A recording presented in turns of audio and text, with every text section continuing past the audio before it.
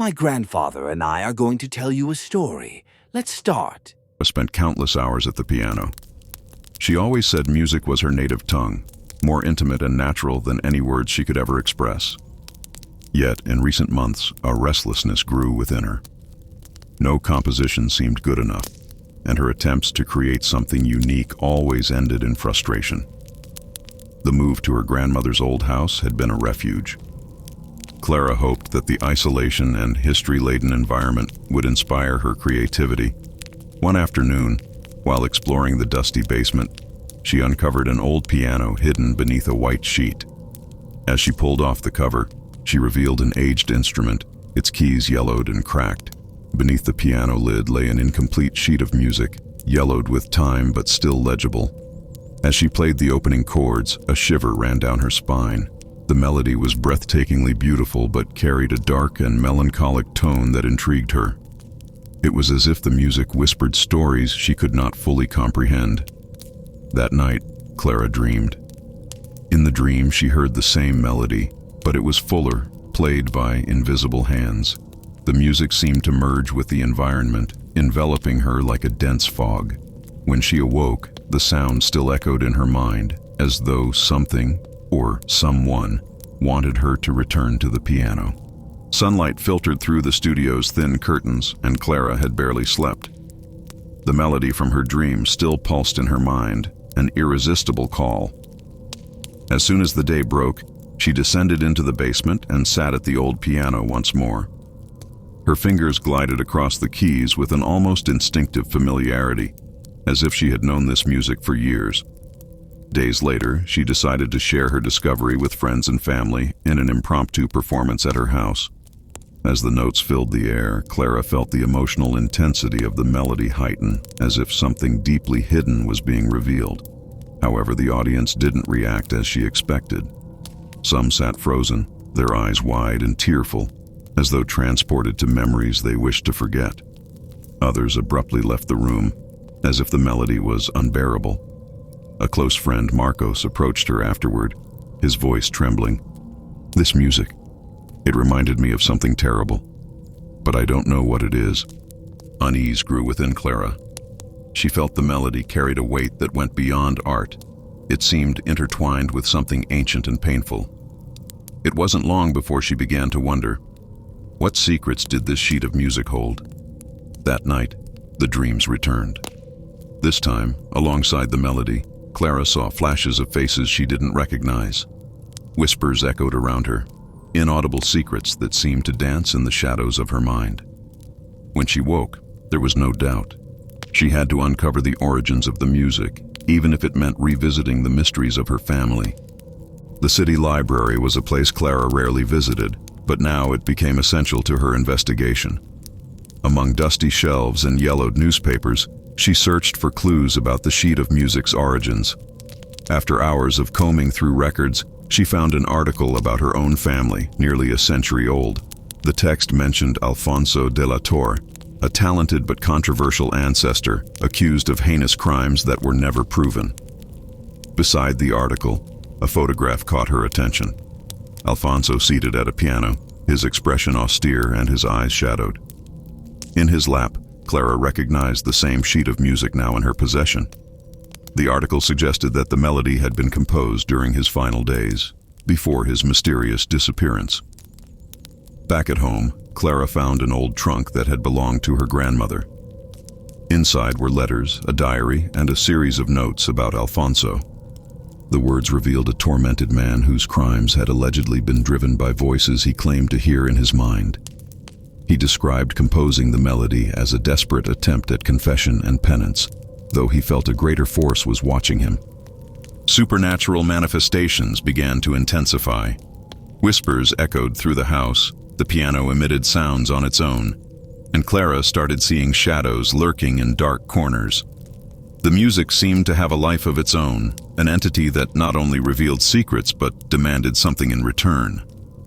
Determined to understand what she was facing, Clara realized she needed help. In the diary, she found mentions of an old music professor who had studied the melody. She knew her next step would be to seek him out, even if it brought her closer to the abyss. Grandson, I'm going to rest a little. Continue the story. The winding road to the professor's house was shrouded in thick mist. Clara felt the weight of the sheet music in her bag, as if she were carrying something alive. Professor Raphael was known for his obsession with rare and mysterious music, but had retreated from the world after his wife's death. When he opened the door, he seemed reluctant to let her in, but something in Clara's desperate eyes convinced him otherwise. Inside his small studio, filled with sheet music and instruments, Raphael examined the page with a grave expression. After several minutes of silence, he murmured, "This is no ordinary melody. It's an invocation and a penance." Raphael explained that the sheet music held a mystical connection designed to free the tormented souls tied to the sins of its composer. However, there was a cost. Anyone who played the piece to completion would be marked, sacrificing a part of themselves so that the souls could be redeemed. Clara hesitated. The idea of sacrificing something as essential as her soul was terrifying. Raphael, however, warned her, "If you leave this music unfinished, the shadows surrounding you won't disappear. They'll consume you and everyone around you." Back at her house, Clara felt the weight of the decision growing inside her. The supernatural manifestations were out of control. The piano played on its own in the middle of the night, and the whispers had turned into anguished screams. Every time she looked at the sheet music, it seemed more complete, as though it were being composed by a force beyond her understanding. Finally, Clara decided she would accept the sacrifice. The recital where she would perform the melody would be her redemption, or her end. She prepared for the day with a mix of fear and determination, knowing the performance was not just a recital, but a ritual that would change her life forever. The theater was packed, but the silence was deafening. Clara walked to the center of the stage where the old piano awaited her, bathed in dim light. The recital had been announced as a tribute to classical music, but for Clara, it was much more. It was the final confrontation with the shadows that haunted her life. As her fingers glided across the keys, the opening notes of the melody echoed through the hall. The audience seemed entranced, but Clara felt something different. A heavy energy filled the air, as though the shadows were watching her every move.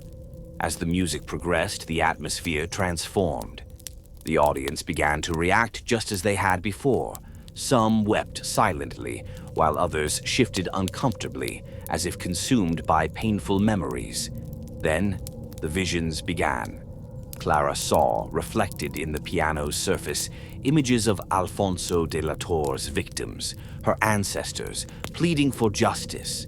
Their faces were distorted by pain, but their eyes begged for liberation. When she reached the final notes, Clara felt resistance. It was as if the music itself was fighting against her, trying to stop her from finishing. A dense shadow began to take shape behind the piano, growing until it seemed to fill the entire stage. Clara almost hesitated, but remembered Raphael's words. Finishing the melody was her only chance at freedom. With one last effort, she pressed the final note. The sound reverberated through the hall like a scream, and the shadows dissipated in a whirlwind of light and silence. The audience was stunned, and Clara collapsed to the floor, feeling a deep pain pierce her soul. When she opened her eyes, the theater was silent, as though the world had held its breath. The people seemed confused but relieved, as if an invisible weight had been lifted from their shoulders. Clara knew something inside her had changed forever, but she wasn't certain what she had lost.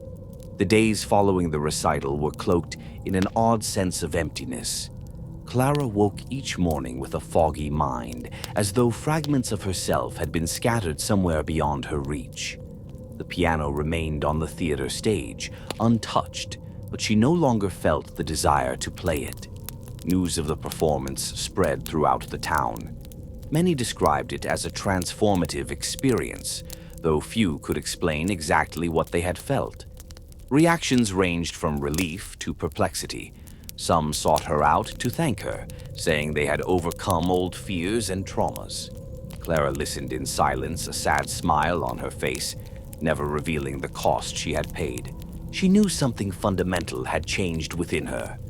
Music, once her passion and refuge, now felt distant, almost unrecognizable. She tried composing again, but the notes that once flowed effortlessly now seemed blocked. Raphael had been right. Part of her soul had been sacrificed to free the shadows. Despite this, Clara felt a kind of peace. The nights were now quiet, free of the restless dreams and whispers that had haunted her mind. The weight she had carried for weeks was gone, replaced by a quiet acceptance of what she had lost and what she had gained. She locked the basement door for the last time, leaving the piano and the sheet music behind. She knew that chapter of her life was over, but the memories of the melody would remain, like a scar that never fully fades. The studio was covered in dust, the scent of aged wood lingering in the air. Beatrice, a 15-year-old pianist, stepped in cautiously. She was exploring the old house she had inherited from a distant uncle, enchanted by the unique details of each room. In the basement, she found a forgotten piano hidden beneath a sheet. When she removed the cover, she revealed an instrument that seemed to have withstood the test of time. The wood was worn, but the keys still gleamed faintly under the dim basement light. Atop the piano, a yellowed sheet of paper caught her eye. It was an incomplete sheet of music, with a melody that seemed strangely familiar. Beatrice sat on the piano bench and positioned her fingers over the keys. The first note she played sounded pure, but carried something inexplicable. A shiver ran down her spine. With curiosity, she began playing the opening chords, and the music echoed against the walls like a whisper of something ancient. As she finished the first phrase, Beatrice felt a presence in the air, as though the sound had awakened something that had been dormant for a long time. With a faint smile, she thought, perhaps this melody is the beginning of something great. And so the cycle seemed to begin again.